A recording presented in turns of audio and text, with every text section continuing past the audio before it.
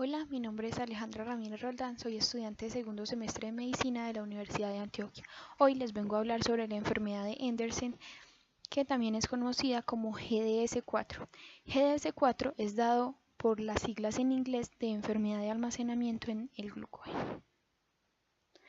Bueno, la enfermedad de Andersen también es conocida como amilopectinosis, glucogenosis Andersen, la deficiencia del ramificador, deficiencia de la enzima de ramificación, glucogenosis tipo 4, enfermedad de almacenamiento de glucógeno 4. La mayoría de estos nombres los vamos a poder ir descubriendo a medida que les vaya explicando acerca de la enfermedad, pero les quiero explicar como un poco de amilopectinosis.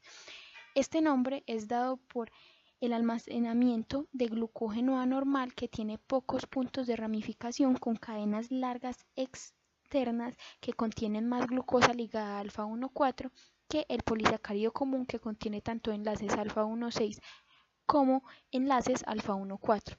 Y esta estructura resultante es similar a la de la amilopectina, que es la estructura de almidón en las plantas. De ahí el nombre asociado con amilopectinosis. Entonces les voy a hablar un poco de las generalidades. Entonces, la enfermedad de Andersen pertenece a un grupo de trastornos genéticos raros del metabolismo del glucógeno, conocidos como enfermedades de almacenamiento de glucógeno, que se caracterizan por la deficiencia de ciertas enzimas implicadas en el metabolismo del glucógeno, lo que lleva a una acumulación de formas anormales o en grandes cantidades de glucógeno en diversas partes del cuerpo. En esta enfermedad, esa acumulación se va a deber particularmente en el hígado y en el músculo. Es una enfermedad autosómica recesiva. ¿Qué me quiere decir esto? Que yo tengo que tener dos alelos mutados, uno del padre y uno de la madre, para poder expresar la enfermedad. Bueno, la enfermedad de Andersen es causada por la actividad deficiente específicamente de la enzima glucógeno de ramificación, lo que resulta en la acumulación de un glucógeno con cadenas largas no ramificadas anormales en el hígado, en el músculo y en otros tejidos. Ustedes se preguntarán que por qué el músculo y en el hígado. Esto se debe ya que en el hígado y en el músculo hay grandes cantidades abundantes de glucógeno. Por ende, se me presentarán características clínicas como hepatomegalia e hipoglucemia, pero la hipoglucemia no se me va a dar como en una y en muy grande proporción en estos pacientes. Bueno, ahora ustedes me preguntarán por el músculo. El papel del glucógeno en el músculo es proporcionar sustratos para la generación de ATP para la contracción muscular. Entonces, por ende, las características clínicas predominantes relacionadas con los músculos serán como calambres musculares, intolerancia al ejercicio, la susceptibilidad a la fatiga y la debilidad progresiva. Bueno, la enzima ramificadora tiene una masa molecular de 80 kilodalton, que está codificada por un gen localizado en el cromosoma 3 del brazo P en la región 12, o sea, aproximadamente el gen va a estar situado en esta localización. Bueno, entonces, las ramas alfa 1,6 en la glucosa se producen por esta enzima a través de un proceso que implica la transferencia de un fragmento terminal de 6 a 7 residuos de glucosa de un polímero de al menos 11 residuos de glucosa de largo a un residuo de glucosa interna en la posición 6. Entonces aquí en este dibujito podemos mirar lo que hace la enzima ramificadora, que este fragmento lo pasa para una posición 6. Bueno, en cuanto a la epidemiología, es una enfermedad poco frecuente, dada que representa aproximadamente el 3% de las enfermedades de almacenamiento de glucógeno, que va a tener una incidencia global de aproximadamente 1 entre 600.000 a 1 entre 800.000. Aunque es una enfermedad poco frecuente, nos debemos preocupar, porque es que es una enfermedad que me está afectando a seres humanos que tendrán o están teniendo una calidad de vida muy baja. Los signos y síntomas. Esta enfermedad es un trastorno multisistémico que puede afectar, como les estaba ya explicando, el hígado, los músculos voluntarios, el corazón, el sistema nervioso y otros tejidos corporales. La naturaleza y evolución de la enfermedad de Andersen pueden variar en varios aspectos, incluyendo la edad de inicio de los signos y síntomas asociados, el grado de acumulación de glucógeno anormal en diversos tejidos y órganos específicos afectados. Aunque, sin embargo, la forma más común y clásica de la enfermedad se caracteriza típicamente por la cicatrización progresiva interna, que es conocida como fibrosis, por la cirrosis, que es una destrucción del tejido del hígado, que me va a dejar áreas de tejido de cicatriz que me van a dar como un deterioro gradual de la función hepática. Entonces, en tales casos, la enfermedad se vuelve típicamente evidente durante la infancia o hasta aproximadamente los 18 meses de edad, donde los signos y síntomas iniciales incluyen comúnmente un fracaso para crecer y ganar peso en la tasa esperada, un agrandamiento anormal del hígado y vaso que es conocido como hepatoesplenomegalia, la cirrosis progresiva, que típicamente a causa de la presión arterial alta en las venas del vaso y los intestinos al hígado, que es la hipertensión portal. También la ascitis, que es la acumulación anormal del hígado en el abdomen, varices esofágicas, que está causada básicamente por la ampliación de las venas en la pared del esófago, que pueden romperse dejando lugar a una tos, vómito con sangre e insuficiencia hepática. Bueno, en raras ocasiones, la cirrosis hepática asociada con la enfermedad de Andersen también puede producir niveles de glucosa en sangre anormalmente reducidos, como les estaba diciendo que la hipoglucemia se me iba a presentar en raras ocasiones. También se puede dar una acumulación de glucógeno en el músculo esquelético, que puede conducir a una debilidad muscular, a fatiga, intolerancia en el ejercicio, la pérdida de masa muscular, que es conocida como atrofia, y otros síntomas y hallazgos.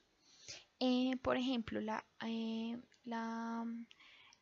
cardiomiopatía dilatada puede conducir gradualmente a un debilitamiento de la acción de bombeo del corazón, causando un deterioro de la capacidad para hacer circular suficientemente sangre para satisfacer las necesidades del cuerpo en oxígeno, lo que consideramos y lo que conocemos como insuficiencia cardíaca, aunque no creamos, pues, y aunque se vea como muy raro, pero en estos pacientes también se puede dar insuficiencia cardíaca.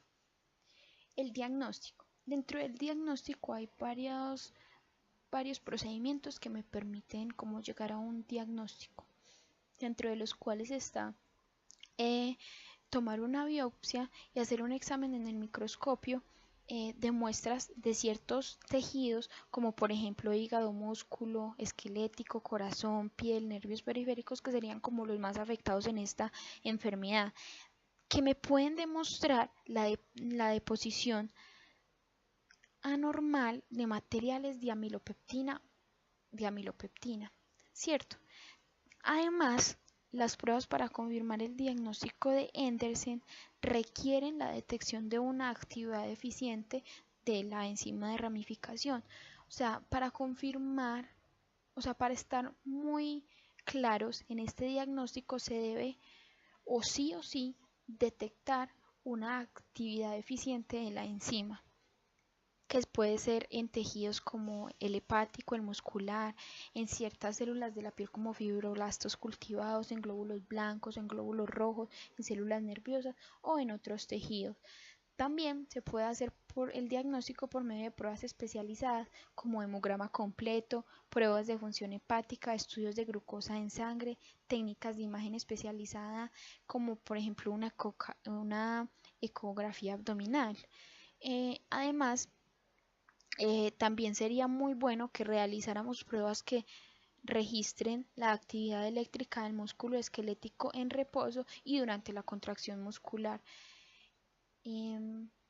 lo que me permita como ayudar a evaluar la estructura y función cardíaca, que podría ser una ecocardiografía.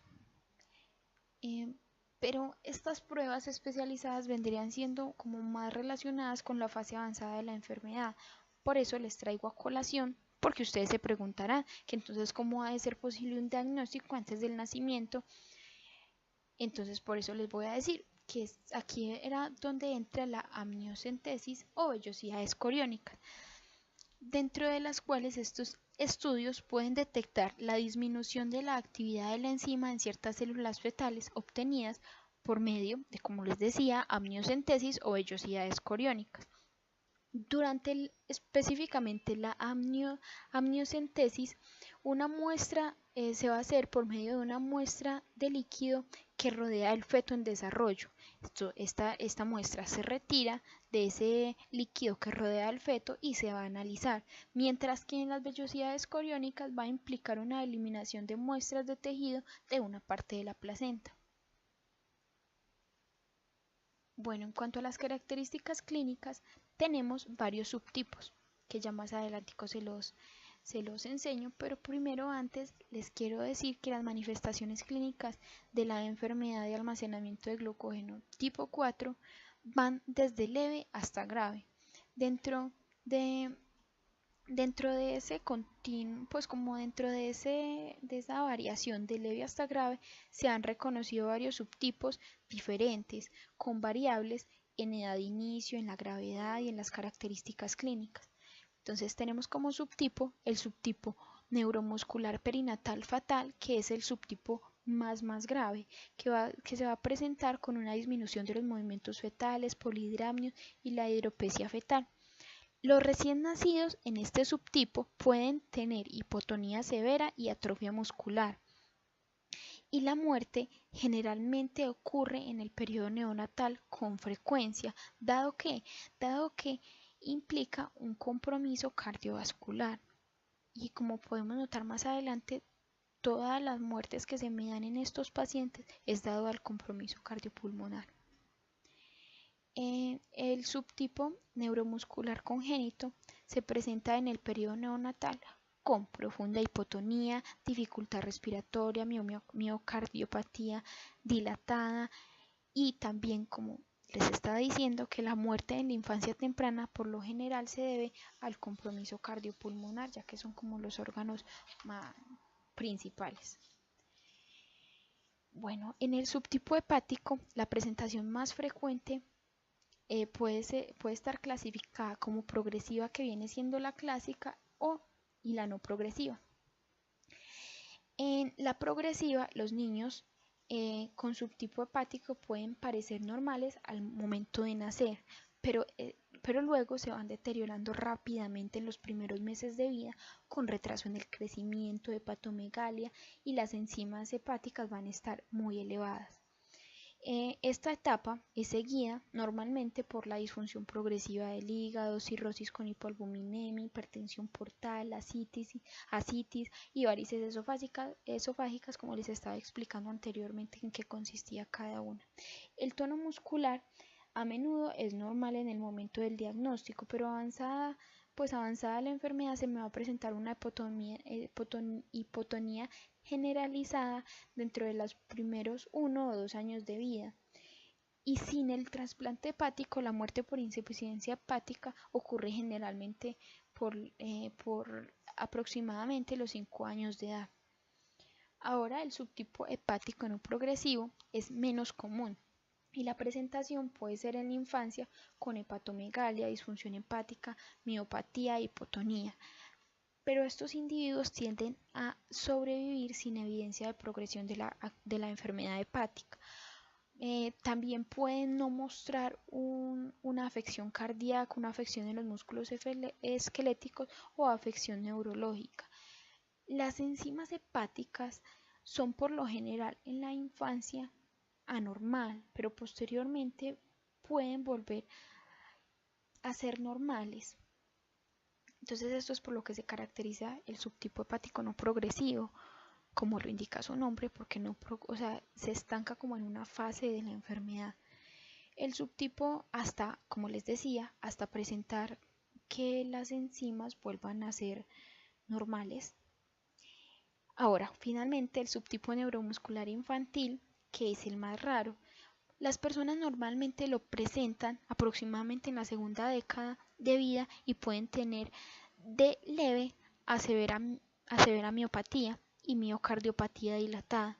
La historia natural en esta variable es que en algunos individuos tienen un curso de la enfermedad leve durante toda la vida, mientras que otros tienen un curso más grave progresiva con resultado aproximadamente de muerte en la tercera década. Bueno, como ahora aquí les quería decir que les traje dos cuadritos principalmente para que como que vean más afecciones clínicas que pueden conducir a esta enfermedad. Y miren los que les decía, lo que les estaba nombrando, que en el corazón, por ejemplo, con cardiomiopatía, en el abdomen ascitis, en el hígado cirrosis, hipertensión portal, hepatoesplenomegalia, gastrointestinal, varices esofágicas. Bueno, como por ejemplo, miren músculo, debilidad muscular y atrofia muscular. Aquí, por si quieren mirar y por si están interesados, en la parte de abajo, como pueden ver, dejo el link para que aquellos interesados puedan consultar más acerca de estas manifestaciones clínicas. Ahora voy con el tratamiento. Entonces, como vimos, las manifestaciones clínicas son súper variadas, por lo tanto, se debe tener, la administración del tratamiento debe incluir un equipo multidisciplinario que me debe incluir especialistas en hepatología, en neurología, en nutrición, en genética médica, bioquímicos, para poder que se me dé como un desarrollo normal del niño o no tan normal. Puede que no tan normal, pero que sí se me presente una disminución de esas manifestaciones clínicas. En cuanto a las manifestaciones hepáticas, el trasplante del hígado es la única opción de tratamiento para las personas con el subtipo hepático progresivo que desarrollan insuficiencia hepática. En cuanto a las manifestaciones neurológicas, los niños con miopatía esquelética y o hipotonía sufren retraso en el desarrollo motor, deben recibir, o sería como lo correcto, recibir terapia física, pero como las manifestaciones son diferentes en cada paciente, entonces según sea necesario. Y en cuanto a las manifestaciones cardíacas, para aquellos pacientes con miocardiopatía se justifica la atención por un cardiólogo, y los individuos con cardiomiopatía severa secundaria a la glucogenosis pueden ser candidatos para el trasplante cardíaco, que sería como la mejor opción. Les quería aquí traer como de plus la prevención de las complicaciones secundarias, dentro de las cuales las deficiencias nutricionales, por ejemplo, de las vitaminas solubles en grasa, se pueden prevenir asegurando la ingesta dietética adecuada sobre la base de las evaluaciones frecuentes y las recomendaciones de un dietista con experiencia en el manejo de los niños con enfermedad hepática. Además, también se recomienda un perfil de coagulación antes de los procedimientos quirúrgicos y plasma fresco congelado antes de la operación, según sea el caso necesario. ¿Esto para qué? Para poder prevenir complicaciones secundarias. Como podemos ver, son complicaciones secundarias, pero prevenibles, aplicando solamente estas cositas sencillas. Bueno, finalmente les traigo las referencias para aquellos que estén interesados en seguir consultando acerca de la enfermedad de Andersen, puedan como adentrarse más en este mundo. Y entonces ahí se las dejo enumeradas. Y finalmente les quiero agradecer por la atención prestada. Muchísimas gracias.